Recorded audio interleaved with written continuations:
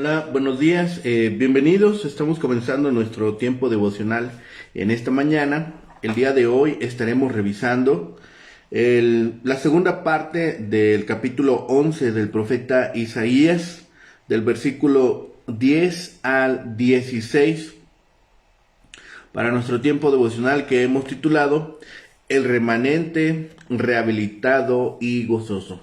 El remanente rehabilitado y gozoso. Vamos a hacer la lectura de nuestra porción. Recuerden que estamos leyendo la Nueva Traducción Viviente para nuestro tiempo devocional. En esta porción dice así, versículos 10 al 16. En ese día, el heredero del trono de David será estandarte de salvación para el mundo entero. Las naciones se reunirán junto a él, y la tierra donde vive será un lugar glorioso. En ese día el Señor extenderá su mano por segunda vez, para traer de regreso el remanente de su pueblo, los que queden en Asiria y el norte de Egipto, en el sur de Egipto, Etiopía y Elam, en Babilonia, Hamat y todas las tierras costeras distantes. Levantará bandera en medio de las naciones y reunirá a los desterrados de Israel. Juntará al pueblo disperso de Judá desde los confines de la tierra. Entonces por fin terminarán los celos entre Israel y Judá y dejarán de ser rivales. Unirán sus fuerzas para caer encima de Filistea al occidente. Juntos atacarán y saquearán a las naciones situadas al oriente. Ocuparán las tierras de Edom y de Moab, y Amón los obedecerá. El Señor abrirá un camino seco a través del golfo del Mar Rojo, moverá su mano sobre el río Éufrates, y enviará un poderoso viento para dividirlo en 7 corrientes, de manera que se podrá cruzar a pie con facilidad. Abrirá una carretera para el remanente de su pueblo, el remanente que viene de Asiria, tal como lo hizo por Israel hace mucho tiempo cuando regresó de Egipto. Cuando el Evangelio sea públicamente predicado, los gentiles buscarán a Cristo Jesús como su Señor y Salvador. Hallarán descanso para su alma cuando llegue el tiempo de Dios para la liberación de su pueblo. Los montes de oposición se convertirán en llanuras delante de él. Dios pronto puede convertir los días sombríos en gloriosos. Mientras esperamos que el Señor reúna su antiguo pueblo y lo lleve a casa, a su iglesia, y también traiga la plenitud de los gentiles cuando todos estén unidos en santo amor, vamos por el camino de la santidad que Él ha preparado para redimirnos. Esperemos la misericordia de nuestro Señor Jesucristo para vida eterna y miremos a Él para que nos prepare camino a través de la muerte, ese río que separa este mundo del mundo eterno. Este capítulo 11 se termina con el comentario acerca del residuo de Israel. Pero ahora los detalles van en aumento, van incrementándose. Y aquí se nos presenta un magnífico cuadro del retorno final de Israel a su hogar. Al hablar de la restauración de los israelitas a Palestina, hay que distinguir varias fases. El retorno parcial de un resto a la tierra como consecuencia del edicto de Ciro, que se detalla en los libros de Esdras y Nehemías, y la vuelta en incredulidad de los judíos a Palestina que estamos presenciando en nuestros días. La restauración definitiva de todo Israel convertido ya al Señor, que se efectuará por la iniciativa de Jehová mismo después del exterminio de sus enemigos y como parte de la inauguración del tiempo del milenio. Aquí se trata de este retorno definitivo, como se comprende por su alcance universal y por la intención directa del Señor, quien impondrá hasta cambios geográficos para abrir camino al resto en su viaje a Jerusalén.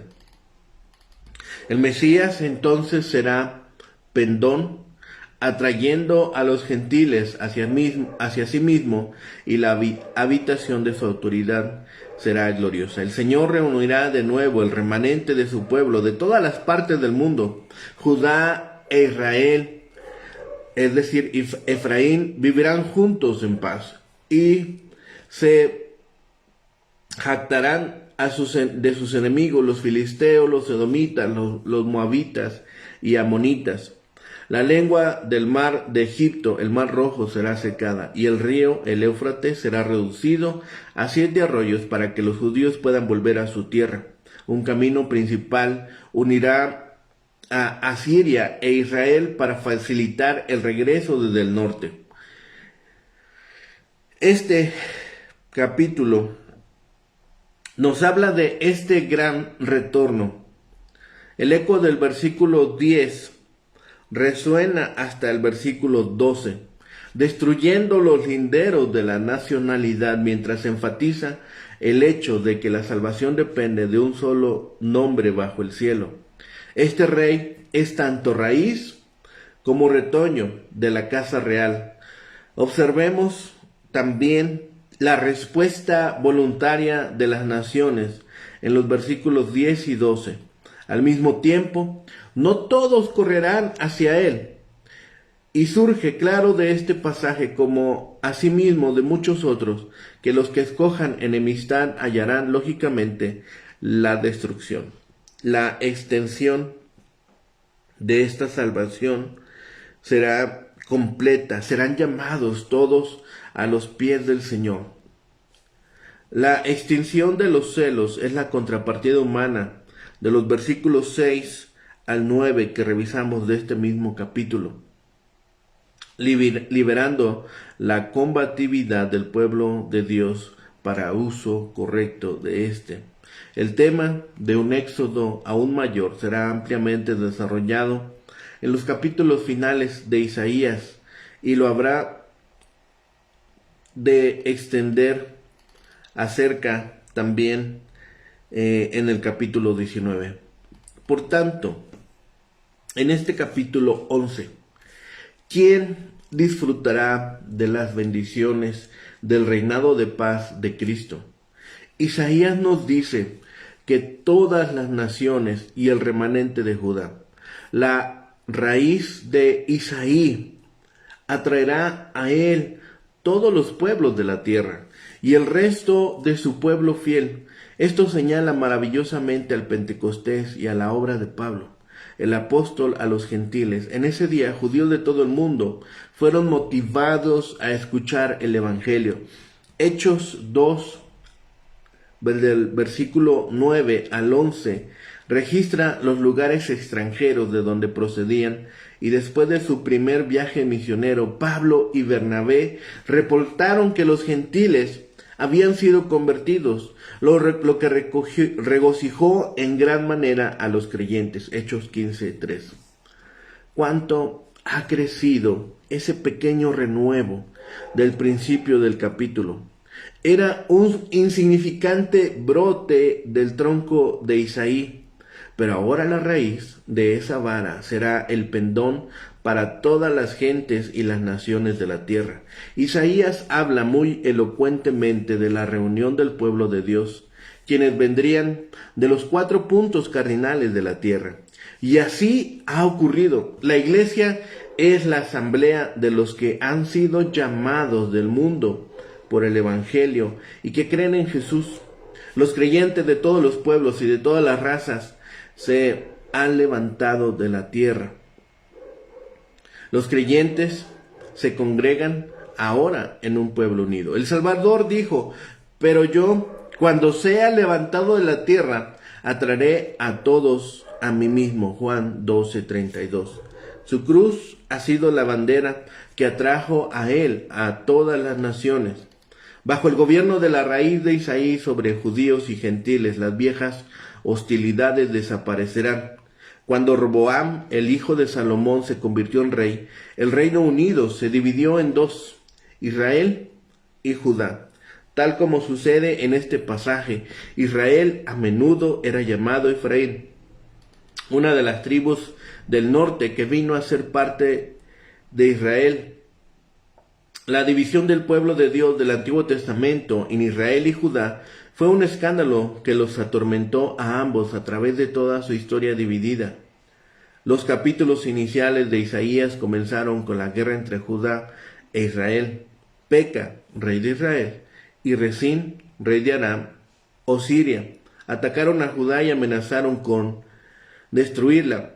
En el nuevo reino fundado por la raíz de Isaí, la división será removida y todo el pueblo de Dios se unificará en una sola nación, tal como el profeta describió antes. Aquí él enfatiza la paz al asegurarnos que las viejas tensiones entre Judá e Israel desaparecerán. Y el pueblo unido de Dios saldrá victorioso sobre todos sus enemigos cuando se presenta al pueblo de Dios cayendo sobre sus enemigos o apoderándose de ellos. Es para recordarnos la difusión del Evangelio. El Evangelio conquistará corazones, los cambiará y los someterá a la raíz de Isaí.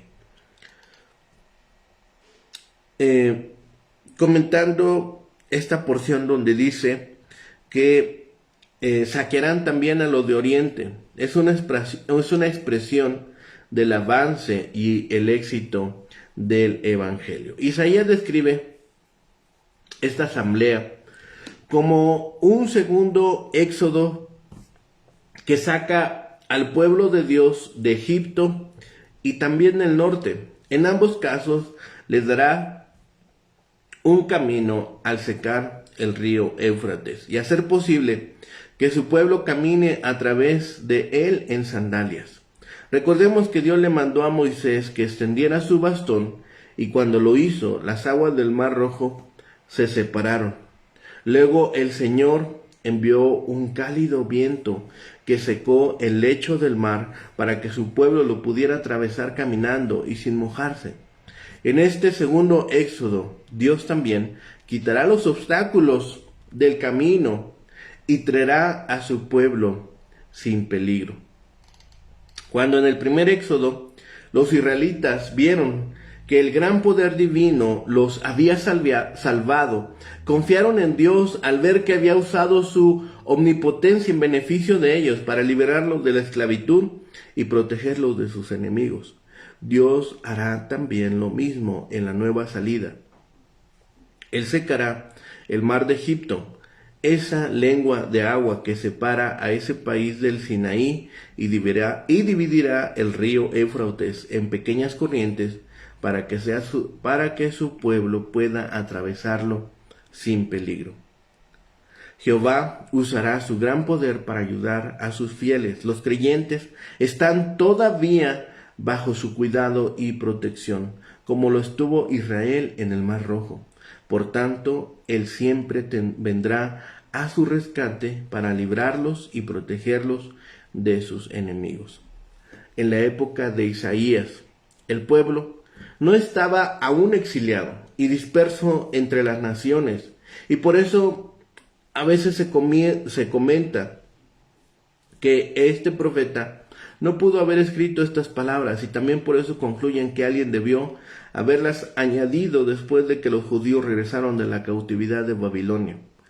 Ese es el viejo argumento de que ningún profeta puede predecir con precisión el porvenir. Es nuestra convicción que Dios, el Espíritu Santo, recorrió el velo que oculta el futuro para que los escritores de su palabra pudieran adelantarse a sus propios tiempos y lugares en la historia y dar fiel mensaje de lo que vendría sobre su pueblo. Así que el tema es esta convocación, esta convocatoria mesiánica. En aquel tiempo, la raíz de Isaí estará como pendón y el punto de reunión de las multitudes. Las naciones acudirán a él en consulta y en busca de instrucción. En cuanto a pendón, es esta señal que servirá para que Él reúna a todos. El versículo 10 también nos habla de esta habitación que será gloriosa. Es decir, morará por siempre en la gloria eterna. La habitación del Mesías está con el Eterno. Así pues, cuando venga entre los hombres, se cumplirá la profecía, Dios con nosotros.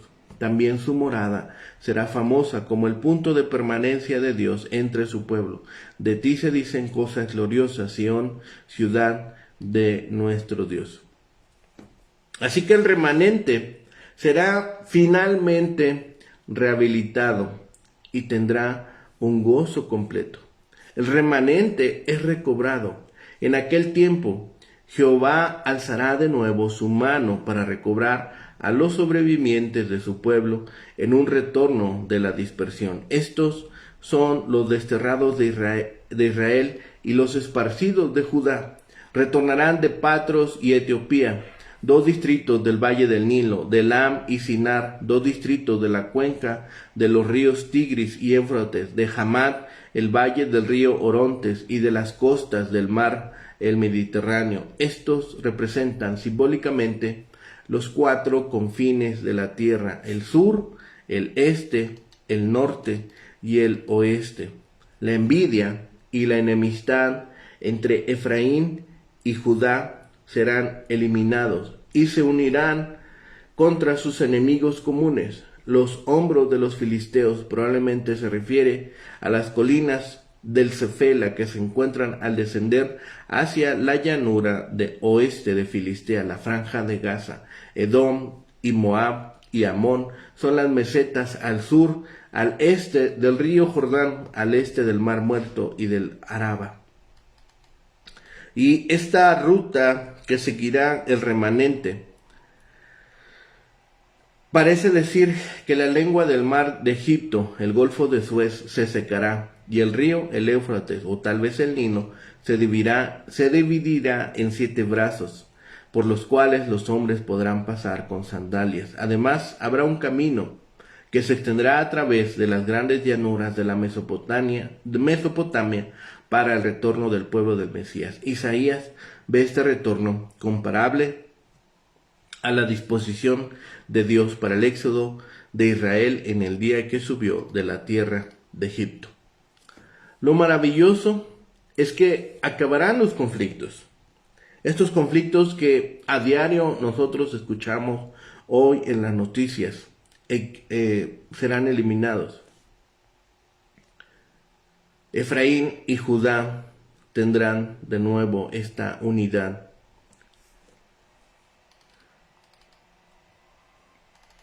Así que estemos pendientes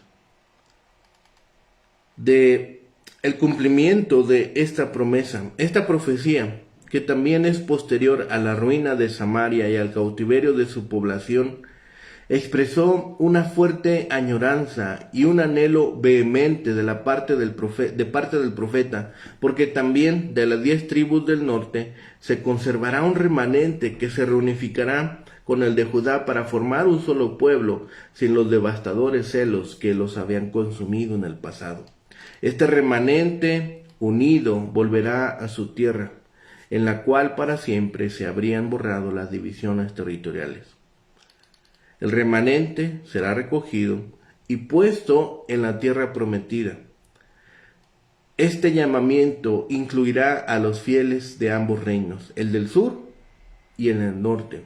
Todas las rivalidades entre los 2 reinos serán eliminadas y el pueblo del Señor será uno nuevamente.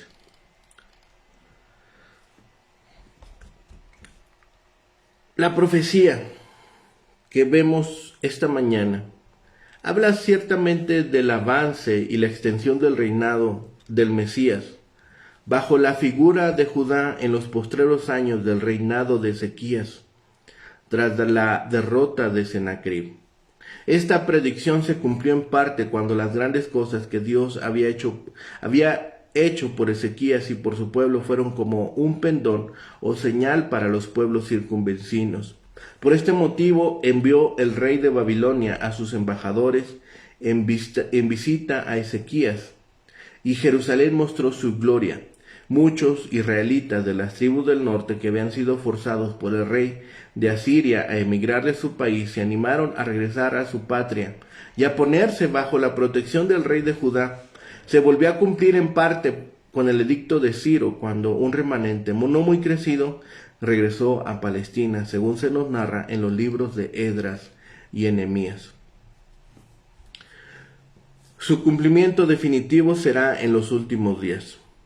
Un augurio de la definitiva repatriación de los judíos lo tenemos ya desde el establecimiento oficial del Estado de Palestina en 1948. La vuelta en incredulidad de los judíos a Palestina que estamos presenciando en nuestros días.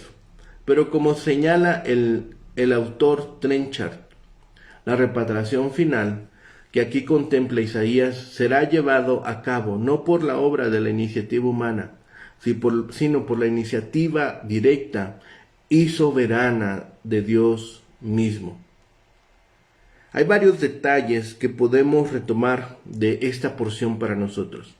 La raíz de Isaí, de cual habla, estará puesta por pendón a los pueblos, será buscada por las gentes. Cuando Jesús, esa raíz, fue crucificada, fue levantado de la tierra como un pendón y un faro, de forma que todos habían de ser atraídos hacia él.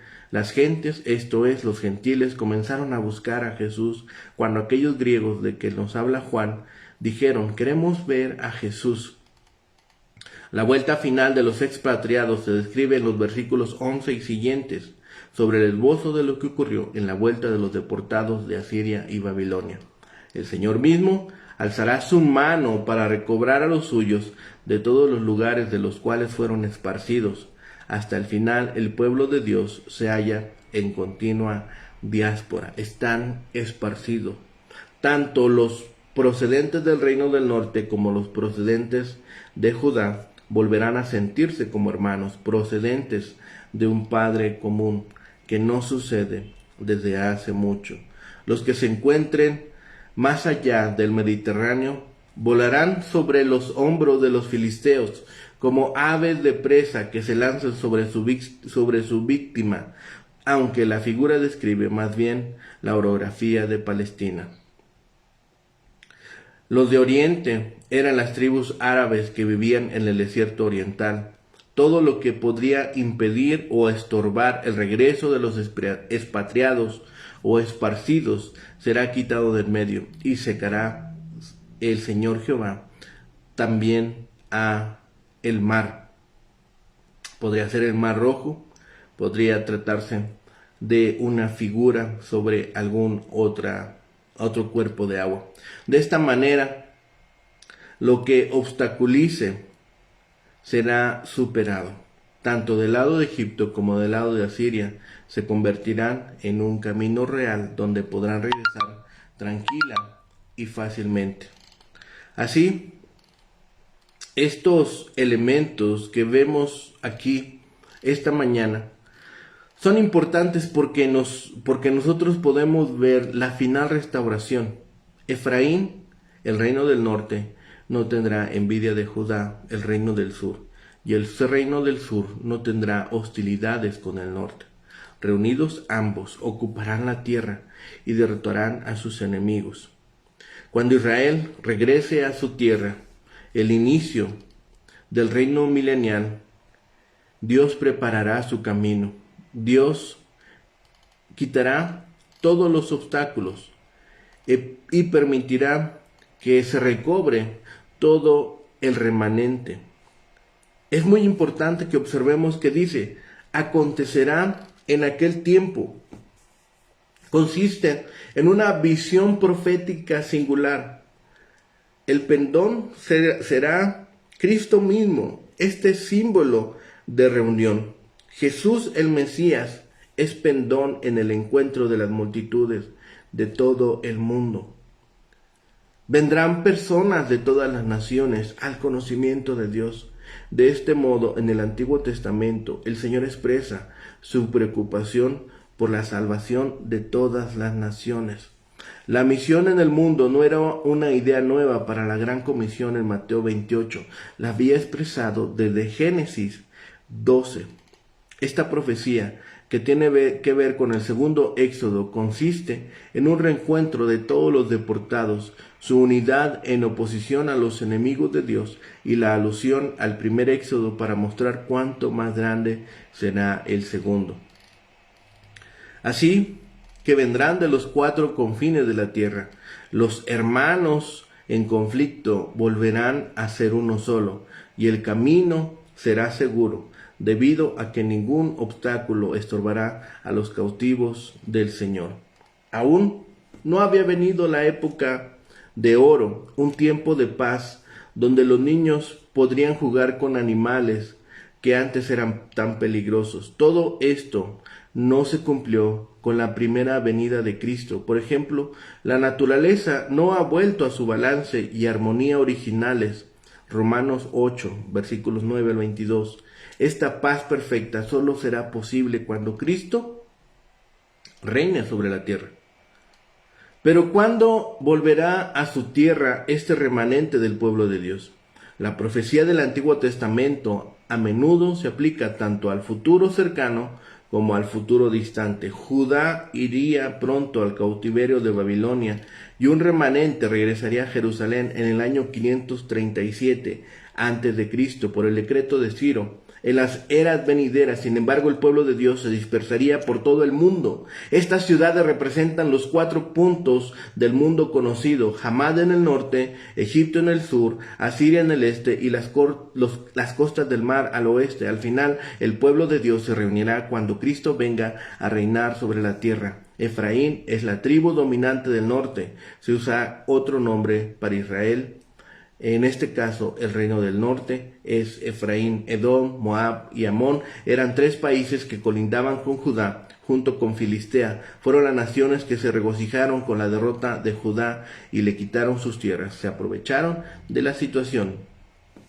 Así que Isaías deja en nuestra mente esta idea de este segundo éxodo, cuando Dios lleve de regreso a su pueblo esparcido de Israel y el Mesías venga a gobernar al mundo. Dios secará el mar rojo nuevamente, o secará cualquier otro cuerpo de agua para que puedan cruzarlo, como lo hicieron los israelitas en el mar rojo en el éxodo. Secó el río Jordán para que la nación entrara en la tierra en Josué 3. Y Dios volverá a facilitar el camino de regreso a su pueblo, y todos estaremos reunidos delante suya. Cuán glorioso será ese día que estemos reunidos en la presencia de Dios. Oremos para que Dios nos permita la fortaleza, la integridad, para permanecer fieles y acudir a su llamado, acudir a su convocación y estar delante de Él, alabándole y exaltándole por quien es. Oremos. Bendito Padre y Señor, gracias te damos por las bendiciones que nos permites, Padre, de estar delante de ti, de poder, Señor, alabar y bendecir tu nombre, por tu grandeza, por tu poder, por tu fidelidad y por la gracia que muestras a nuestra vida a diario. Padre bendito, te pedimos ahora, Señor, que en este día podamos también glorificarte, recordar tus promesas y llenar de gozo nuestro corazón y nuestro ser, porque encontramos consuelo en tu palabra. Gracias, Padre, porque en todas las cosas, Señor, tú nos hablas y nos muestras tu cuidado, tu amor, Señor, y tu deseo de que estemos fortalecidos en ti. Gracias, Padre, por todas estas bendiciones. Gracias, Señor, porque nos podemos sentir renovados y fortalecidos en tu palabra. Permite, Señor, que otros más lleguen al conocimiento de ti, que lleguen al conocimiento del don perfecto en Cristo, de esa salvación tan hermosa y tan gloriosa que efectuaste por medio de Cristo en la cruz del Calvario. Gracias, Padre, de todas estas bendiciones. Todo lo dejamos en tus manos, confiando que tú has de responder de la mejor forma y sobre todo, Señor, que tú restaurarás a cada uno de tus hijos delante de ti y que podremos glorificarte. Gracias, Padre, de todo ello. Lo rogamos en el bendito nombre de Cristo, Señor y Salvador nuestro. Amén. Que tengan un excelente día. Que el Señor les bendiga.